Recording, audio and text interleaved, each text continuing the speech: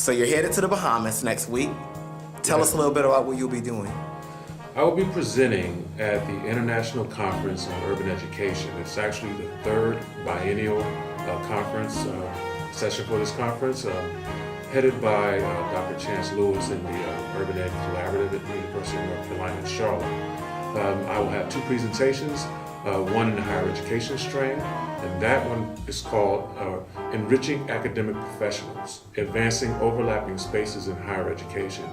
Essentially, the crux of the article is that when they study persistence in college students, they're generally studying first and second year students, but there's not a lot of studies on what we call non-traditional, not doctoral degree students, which research calls them invisible students. I renamed them academic professionals because they balance both a professional life and an academic life. So it's essentially asking, how can higher education institutions provide a more supportive and overlapping space so that those students can persist with the same amount of attention that we pay towards first and second year college students to try to get them to persist to graduation.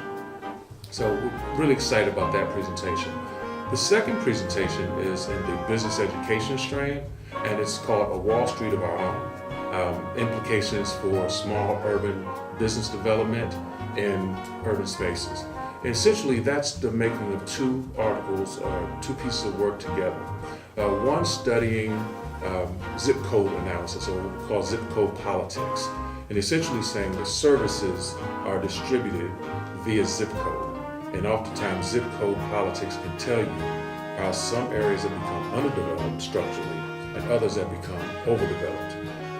But also then look at those places that have been structurally underdeveloped, and I talked to the people in those spaces who have went on to achieve amazing accomplishments to find out what exactly it is that they develop and how can that be more structural or developed to actually keep that success going. And what I find is that the presence of significant others outside of even the parental unit oftentimes makes that success happen. And all of my respondents, they all can point to a spirit breaker, but they also point to a person or persons that actually gave that extra help and extra advice that was actually the sense of resiliency that was built within them that created academic excellence for them at the times that they needed it.